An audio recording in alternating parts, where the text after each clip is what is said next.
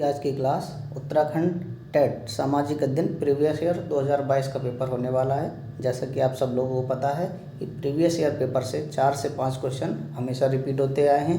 2019 वाले पेपर से 2022 के पेपर में 5 क्वेश्चन आए थे और 2020 वाले से 2021 में 4 क्वेश्चन रिपीट हुए थे। तो आज हम एसएसटी सामाजिक अध्ययन प्रीवियस ईयर 2020 का पेपर सॉल्व करेंगे। आइए देखते हैं इसके बारे में। ठीक है, तो ये पहले क्वेश्चन की तरफ चलते हैं। पहला क्वेश्चन है, निम्नलिखित में से किसने शिल्पाधिकारों की रचना की थी?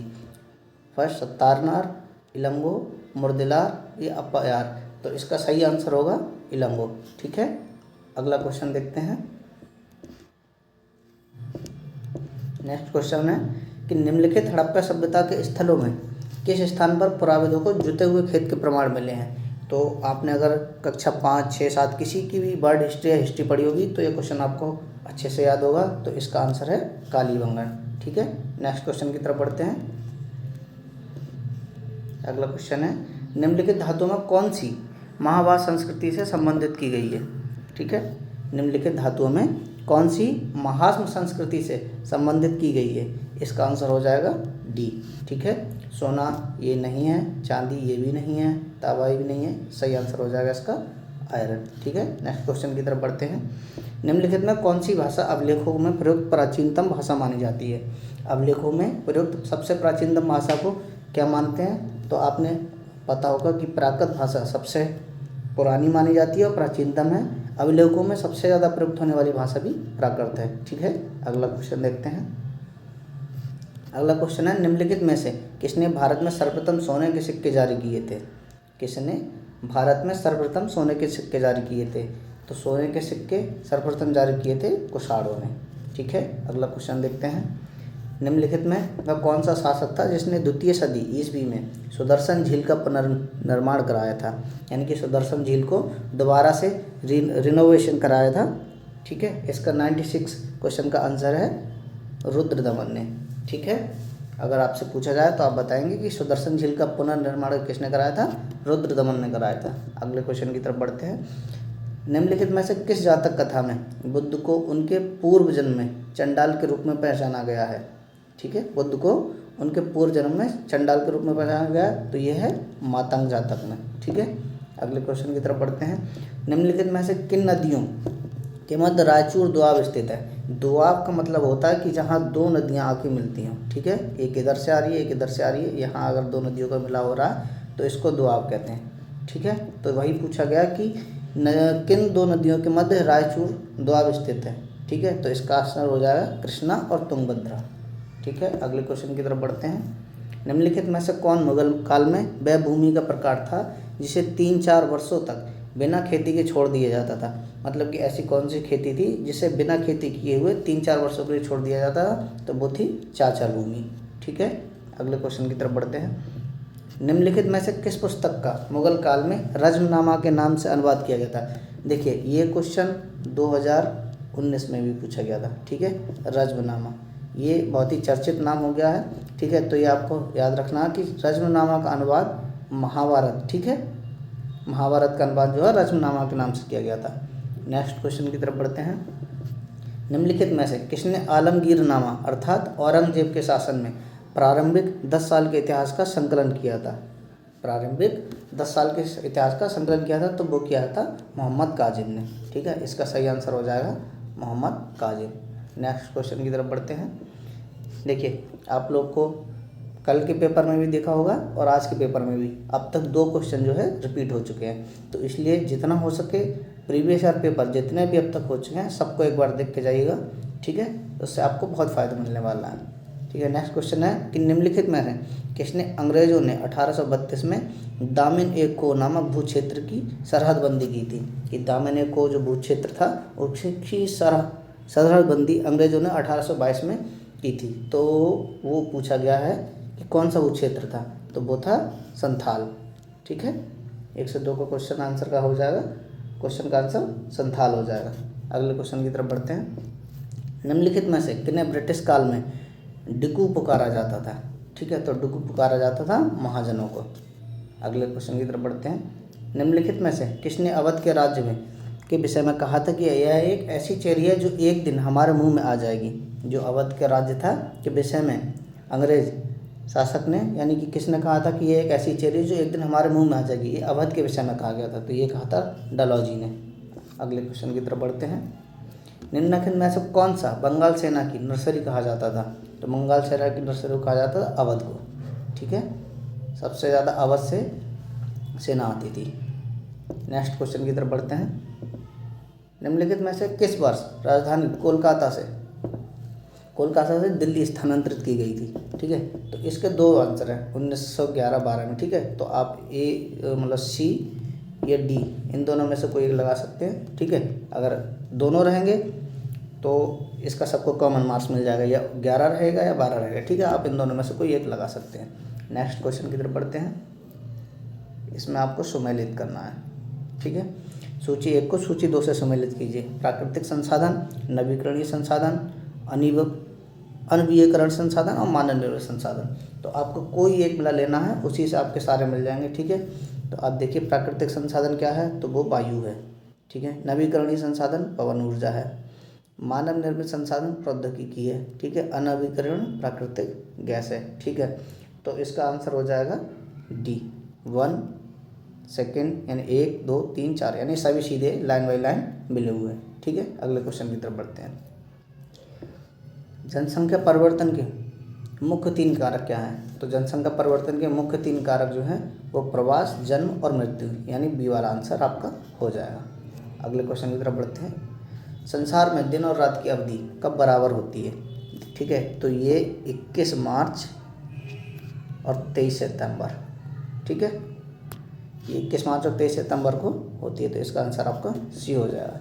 नेक्स्ट क्वेश्चन की तरफ बढ़ते हैं। द्वीपीय महाद्वीप किसे कहा जाता है? द्वीपीय महाद्वीप किसे कहा जाता है? तो ये कहा जाता है ऑस्ट्रेलिया को। ठीक है, अगले क्वेश्चन की तरफ बढ़ते हैं। विश्व की सबसे पुरानी बलित पर्वत श्रृंखला, विश्व की सबसे पुरानी बलित पर्वत श्रृंखला कौन सी है? ये आपको बताना है। तो ये सबसे पुरानी है अरावली। अगला क्वेश्चन देखते हैं।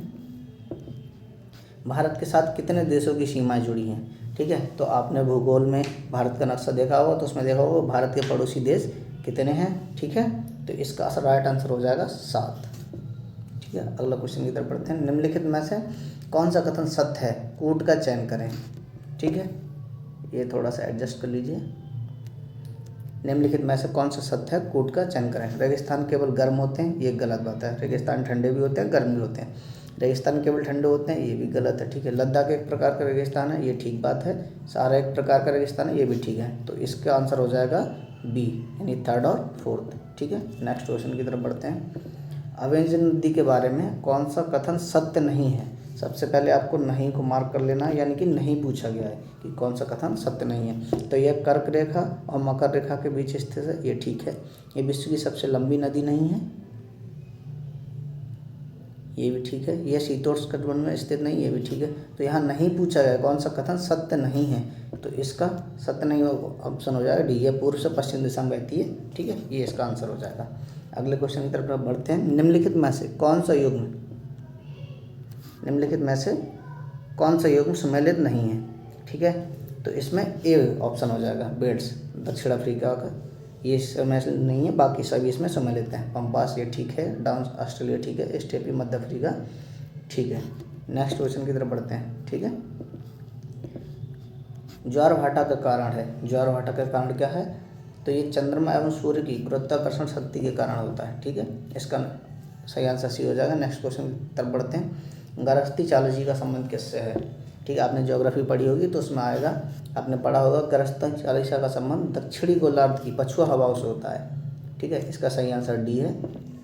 अगले क्वेश्चन की तरफ बढ़ते हैं। जापान का मैनचेस्टर किसे कहा जाता है? तो जापान का मैनचेस्टर कहा जाता है ओसाका को। इसका राइट आंसर ए है। अगले क्वेश्चन की तरफ बढ़ते हैं।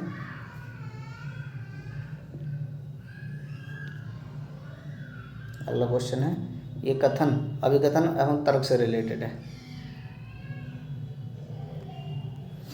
अभिकथन, ऊंचाई के साथ तापमान में कमी आती है, ऊंचाई के साथ वायुमंडल के घनत्व में भिन्नता आती है। तो ये ऊंचाई के साथ वायुमंडल के घनत्व में भिन्नता आती है, ये बिल्कुल सही बात है। आप जितना ऊपर जाएंगे उतना घनत्व कम होता जाएगा। ठीक है, दूसरा क्या है, ऊंचाई के साथ तापमान में, आप जितनी ऊंचाई पे जाएगा, आपने देखा होगा पर्वत पहाड़ पर जितने ऊंचे जाएंगे वहाँ हमेशा ठंड सी महसूस होती है, यानी वहाँ तक तापमान गिरता रहता है। तो ए और आर दोनों सही हैं, आर ए की सही व्याख्या करता है। ठीक है, नेक्स्ट क्वेश्चन की तरफ बढ़ते हैं।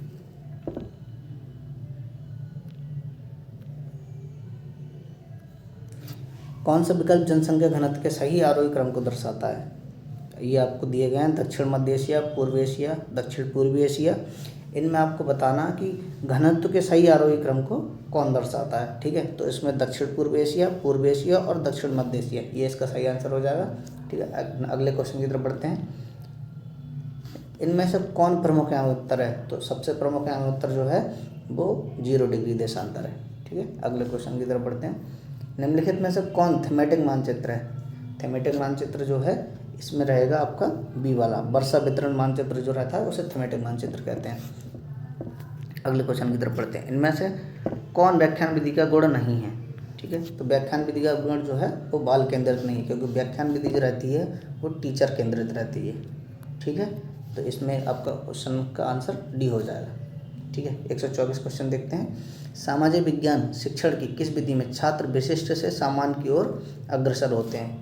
विशिष्ट से सामान्य की ओर होते हैं आगमन विधि में। ठीक है, निगमन विधि में पहले नियम दिया जाता है, फिर उसके बाद उदाहरण दिया जाता है। आगमन में पहले सामान्य से विशिष्ट की ओर यानी विशिष्ट से सामान्य की ओर लिया जाता है। ठीक है, इसका सही आंसर ए हो जाएगा। अगले क्वेश्चन की तरफ बढ़ते हैं।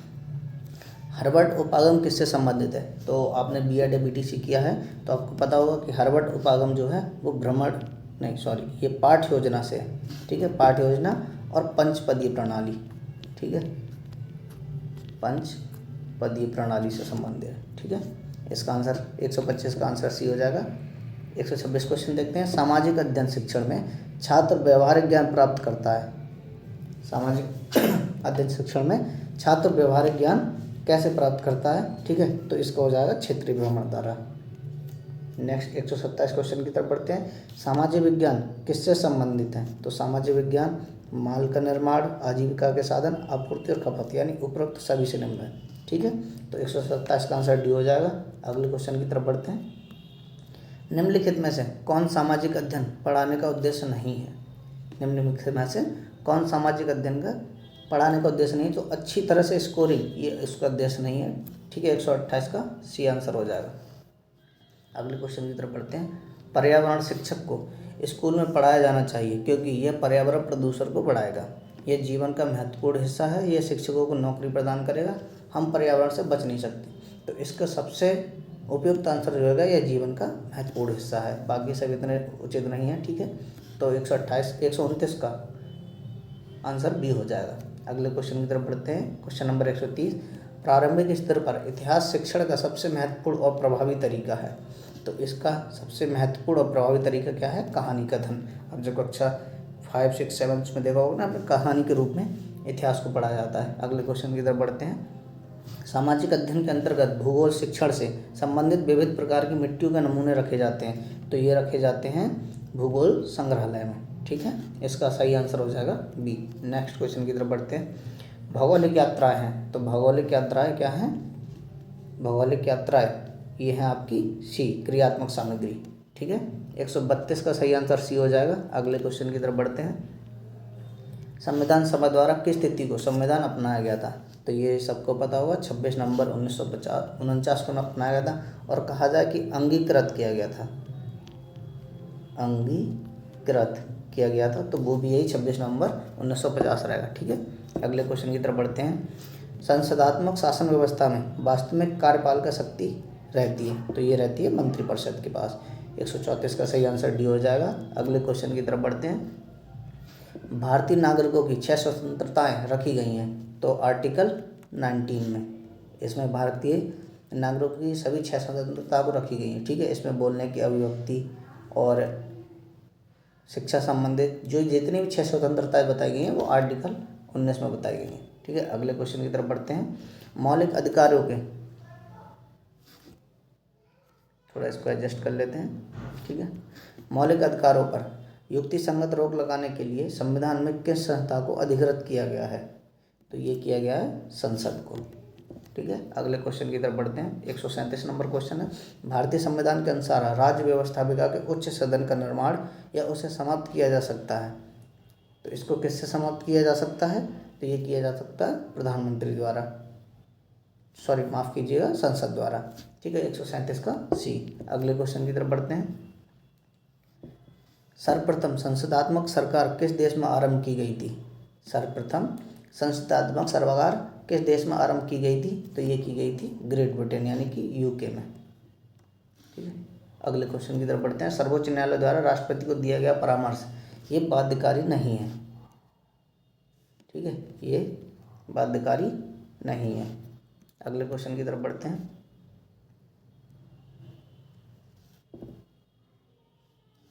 एक मिनट वेट कीजिएगा।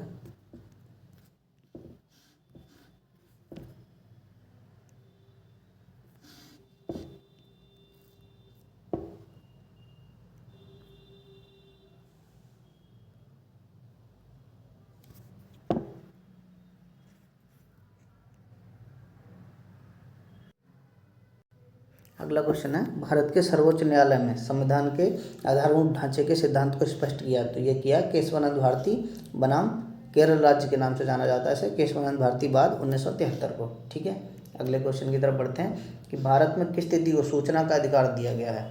तो ये तो आपको ज़्यादातर लोगों को पता होगा कि 2005 में, लेकिन इसमें क्या किया इन्होंने, देखो 5 मई 11 2005, जून 5 2005, 12 अक्टूबर 2005 दे दिया है। तो इसमें आपको कन्फ्यूज करने के लिए, लेकिन आपको सही डेट पता होनी चाहिए, तो वो आपकी है अक्टूबर 12 2005 को। ठीक है, अगले क्वेश्चन की तरफ बढ़ते हैं।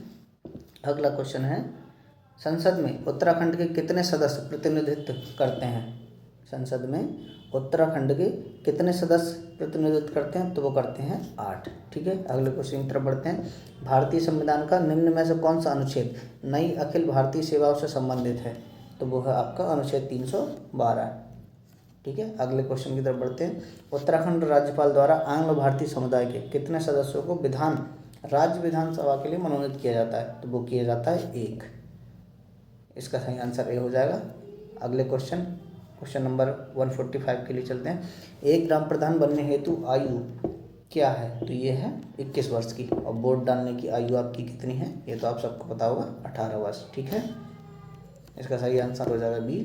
अगले क्वेश्चन की तरफ बढ़ते हैं। 74वें संविधान संशोधन अधिनियम के प्रावधानों के तहत नगरीय क्षेत्र के प्रशासन को कितने भागों में बांटा गया है? तो ये बांटा गया है 3 भागों में। अगले क्वेश्चन की तरफ बढ़ते हैं। क्वेश्चन नंबर 147, पंचायत राज संस्थाओं में आरंभ में महिलाओं को कितने प्रतिशत आरक्षण प्रदान किया गया था? तो प्रारंभ में ये किया गया था 50%। तो इसका आंसर हो जाएगा डी। अगले क्वेश्चन की तरफ बढ़ते हैं। भारत संविधान की 12वीं अनुसूची में कितने विषय हैं? तो 12वीं अनुसूची में कितने विषय हैं? 18। ठीक है, और 11वीं में कितने हैं? 11वीं अनुसूची में हैं 29 विषय। ठीक है, अगले क्वेश्चन की तरफ बढ़ते हैं। निम्नलिखित में से कौन सामाजिक विज्ञान की प्रमुख शिक्षण विधि नहीं है? तो ये इसमें गृह विधि जो है वो इसकी शिक्षण विधि नहीं है। आज के लास्ट क्वेश्चन की तरफ बढ़ते हैं। सामाजिक अध्ययन के लिए निम्न में से कौन सी अनुदेशात्मक सामग्री प्रयोग की जाती है? तो ये सैमपैड भी किया जाता है, बुलेटिन बोर्ड भी और फ्लोना बोर्ड भी। तो इसका आंसर हो जाएगा उपयुक्त डी। ठीक है, तो आज हमने SST यानी कि सामाजिक अध्ययन प्रीवियस ईयर 2020 के क्वेश्चनों को सॉल्व किया है। तो आप लोग अच्छे से एक बार पढ़ लीजिएगा, क्योंकि प्रीवियस ईयर क्वेश्चन से बहुत सारे क्वेश्चन रिपीट भी हो जाते हैं और आपको एक तरह से पैटर्न भी पता चल जाएगा कि किस तरह से पैटर्न आ रहा है एग्जाम का। ठीक है, तो अगर वीडियो अच्छी लगी हो तो चैनल को सब्सक्राइब करें। ठीक है, वीडियो को लाइक करें एंड शेयर करें।